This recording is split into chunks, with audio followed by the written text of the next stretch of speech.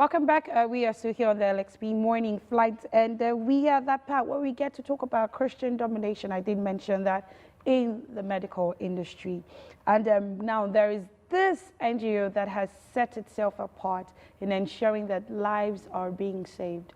We have it, history has it that a lot of people have lost their lives due to some negligence by either medical professionals who are quacks or unavailability of some setting equipment that they require to ensure that that individual life, is sustained to the point where this person can now stay or stand on his or her own. And we have here in the studio Trauma Care International representatives who have done, extremely well will be an underqualifying adjective, who have taken it upon themselves, to ensure that many more lives are not just saved, and after receiving this health, benefits, they also come into the kingdom. Guess what? Remember, it's 6.5 billion, and we're taking advantage of every means and platform to ensure that we meet that particular goal before the rapture of the church. Welcome to the show. Thank you very much. Okay. Thank you. So this is a distinguished man and a distinguished lady. So ladies and gentlemen, All right. The Trauma Care International Foundation, I have with me here their corporate profile. And, one of your goals is the fact that not only are you to improve the health status and life expectancy of individuals by promoting improvement in facility-based trauma care, you also provide support for national policies on trauma care and increasing local awareness on proper emergency response. Yes, very well. We have a popular road in this part of the world. They call it the Lagos-Ibadan Expressway. Okay. And at several times, reports have it, many people, either through accidents, have been displaced. And some of the most simplest issues were either trauma care issues that could have actually been attended to. And now the Trauma Care International Foundation came up with the First Responders First Responder Network. Yes. Let's talk about that network and what it is about and what we've done so far about the network. Okay, so first I'd like to say a very big thank you to our dear man of God for his passion and commitment to saving lives, and for our highly esteemed CEO for the vision to do what we do at the Trauma Care International Foundation. Now, Trauma Care International Foundation has actually, over the years, been training people on basic first aid and how to respond in emergency situations. It first started out as us just teaching people what to do in various situations. And then, more recently, we decided to take it up a notch. Now, we thought about driving a sense of personal responsibility to first aid, to providing first aid to people that might require it around you. So now we're looking at, you don't just need to know it for yourself, you need to know how to use it for people around you. So we said, okay, let's start a network. We've been training people. We've been on the scene since 2012, quite some time. We've trained thousands and thousands in different locations, even outside Nigeria.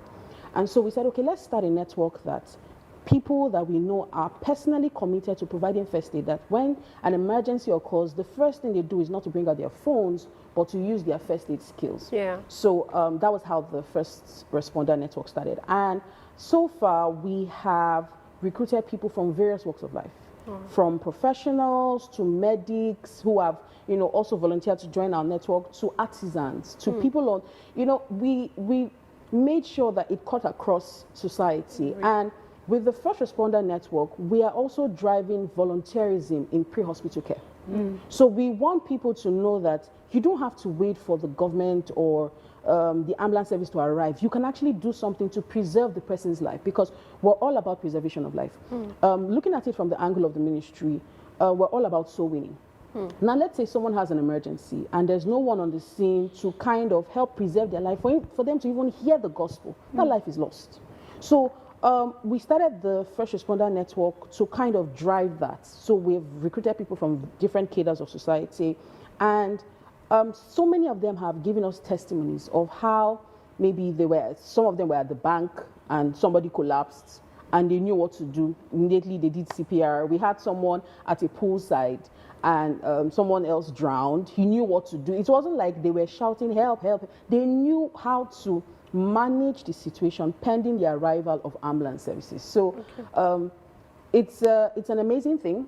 and we're looking forward to expanding the network everywhere, because really, if you look at the population of the world, if you have a network of thousands, it really can't go far. So we're looking at reaching millions. We're looking at expanding as much as possible. Okay, these are some of the people who have been trained by the First Responders Network. And Pastor Promise, let's talk about this network. In training people, how has it been? How many people do we have currently in the network? She did talk about some testimonies. Pastor Yinka did talk about some testimonies on how many people were able to save lives. And you said something really profound. It's first things first. You need to save the life of that individual before you can get the gospel, you know, to that person. Because you will need, in a case where the person is not born again, you need that person to be well to a point to make affirmations and confess that Jesus is the Lord of his or her life. Yes. Now, in training those people, how many people do we have currently in the network? Well, we have well over 3,000 people. 3,000 people The network. spread I'm counting. across. Spread for now. It's a pilot program for Lagos State. Okay, so but we are not restricting it to Lagos State, because we know that first aid is a universal skill. Anybody, anywhere, anytime can use the skill to save a life. Okay, because it is something that we just started recently. Okay, we are kicking off with Lagos State. We want to populate Lagos State, all the local government and local council development areas in Lagos State with first responders.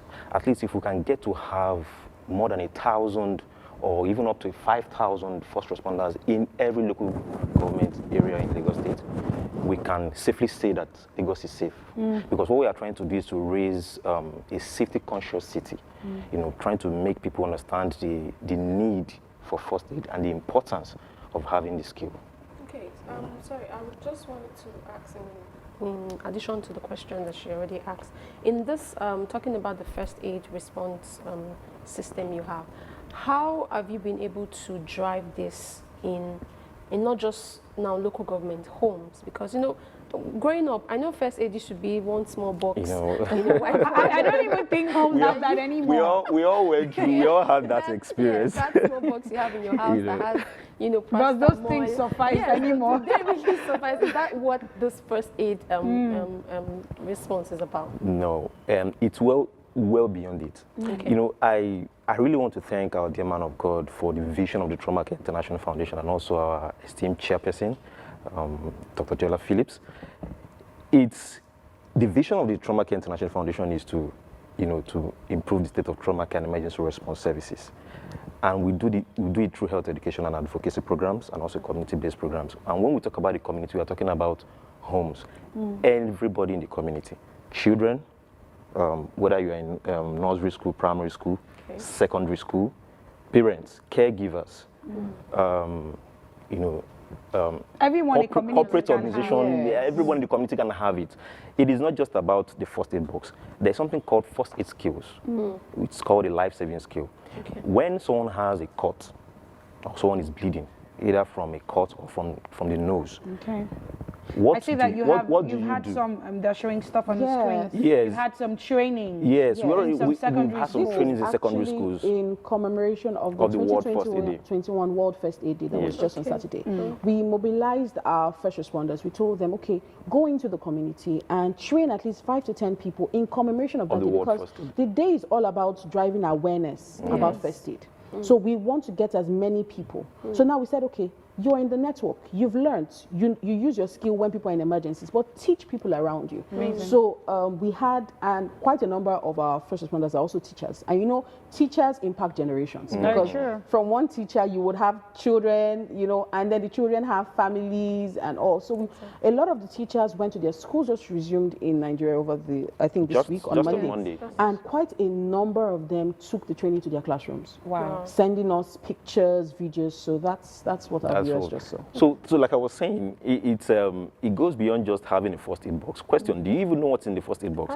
Do you even know how to use it? Let me tell you a story of So- my use of first aid box.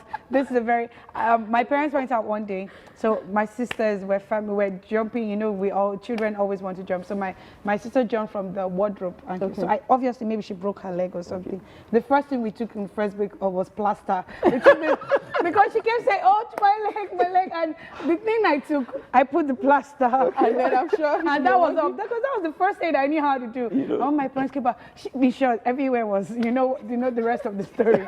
And just to say that many a times those boxes are there and using the wrong thing for the wrong treatment. Yeah. So, excuse me. It's not just about having the first aid box. You need to know what is in it and how to use it. Okay. And then there's something we call emergency preparedness, where you are already trained, so you know how to respond in specific situations. Okay. Like if someone is choking, okay, what do you do? If Pass them The back. if More like a slap, actually. Yes. Not a part. You know, Yes, you realize if you it's like actually a want slap. to get it out, yes, it's You more know, like a you slap. can even call it a bad blow. Oh, right. You know, because you really have to force that obstruction, you have to force that object out. So if someone is bleeding, if someone is bleeding from the nose, you know, I have been to several states to train people on first aid, and whenever you get to the state and you ask them, when someone is bleeding from the nose, what do you do? They always tell you, put the head back. You put the head Yeah, back. like- But are you aware that is wrong? Oh. That is not the correct way to carry out first aid when you are administering first aid to someone who with is a suffering from bleeding nose. nosebleed. So when we talk about first aid, it encompasses a whole lot. Like for instance, now when someone is bleeding from the nose, what do you tell the person? Tell the person to lean forward, sit down and lean forward. Oh, Yes. But they will always But shout. will the blood not gush out more? Then when the person is leaning forward, you take a clean cloth Okay. or a clean bandage. There is always an emphasis on clean. You know, we always emphasize that you have to, sterile materials before, and then you also have to protect yourself by wearing your hand glove. So you take a clean cloth and then you pinch the soft portion of the nose. Okay, this is the nose bridge. The nose bridge has a hard part and a soft part. So you pinch while the person is leaning forward. You pinch the soft portion of the nose and hold it firmly for 10 minutes. Okay. That stops the nose bleeding.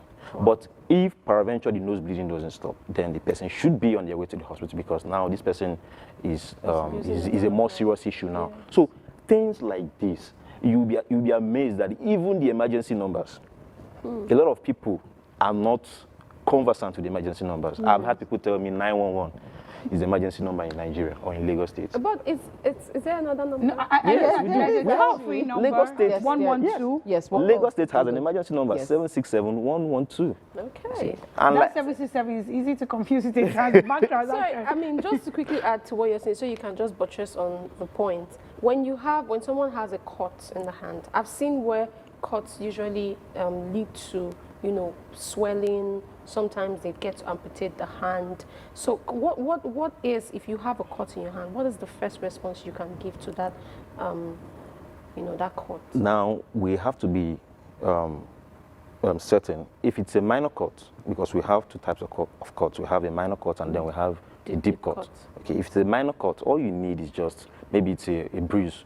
Okay, all you need is just put it in a running tap, okay, or pour clean water on it. Okay. Okay, wash off the area, the surface of the wound, and then get a clean cloth.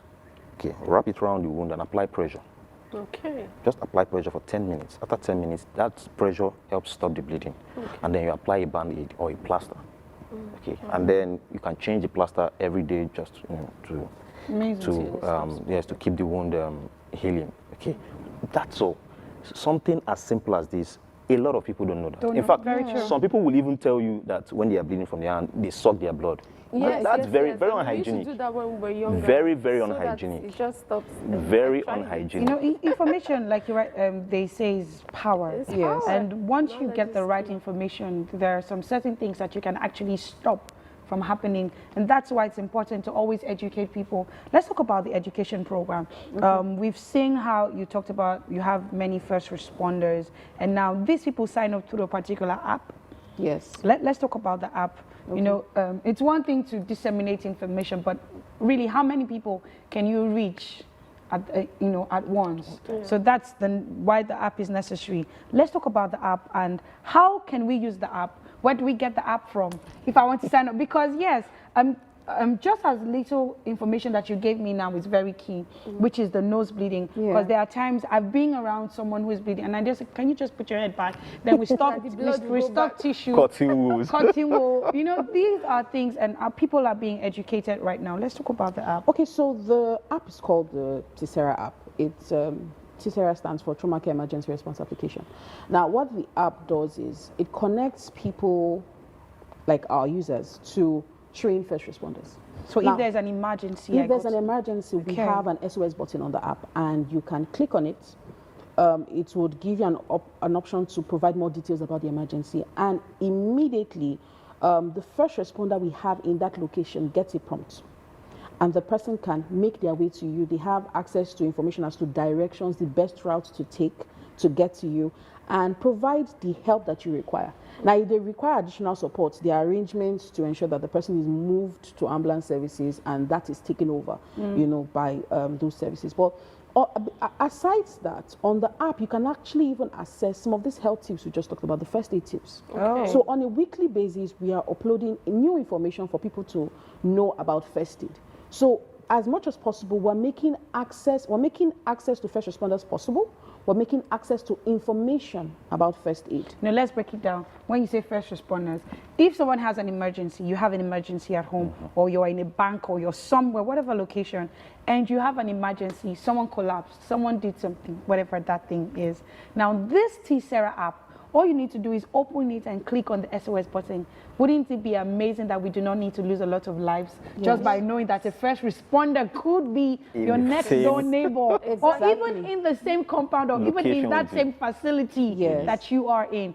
Amazing. Now the app has been upgraded to, let's talk about the futures, because people need to know what you stand to gain, and you can save lots of lives. Don't you want to be a lifesaver? Of course, everybody wants to be. Okay, so the features of the app include, I just talked about the first aid tips. SOS button. First we have the SOS button, then we have the first aid tips that we upload on a weekly basis. You can also access the location of healthcare facilities that are close to you. Wow. Okay. So if someone is in a location that they're not familiar with, they can open the app. If they need to locate a healthcare facility, they can open the app, and it shows them the list of the healthcare facilities that are closest to them, and directions on how to get there. Wow. So not just are we telling you, oh, this is close to you, we're telling you, okay, this is how you can get there. And then also we have healthcare professionals that have registered with us, and their profiles are on our platform.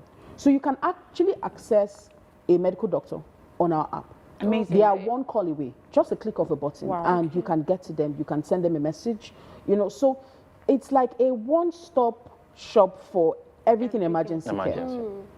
So you have access to first responders. And when we talk about making calls, it's right there on the app. Right there on the app. You're making the call with the app, in-app calls. My goodness. And this is so during much. emergencies, the first responder can call the user on a video call. Yes. Wow. So even before the person gets there, the person can already tell. Okay, for example, we just talked about a cut, right? Yeah. Let's say someone has a deep cut. The first responder is trying to make their way to that person. With the video call, you can tell the person, okay, put your hand this way, do this, keep pressure, I'm on my way. Awesome. Amazing. So it's like we're cutting the response time as much as, we're trying to reduce it as much as possible. Amazing. Awesome. There is a particular, we'll take that short break, and on that break we are going to show you the promo of this special app that we're talking about. I'm sure everyone wants to be a lifesaver. When we come back, of course, there is this aspect of the Trauma Care International Foundation, which is blood donation. A lot of people have died because some blood doesn't match, but guess what? They have solved this particular problem that has plagued many for so many years. After the break, we'll come back and talk about that. Trauma Care International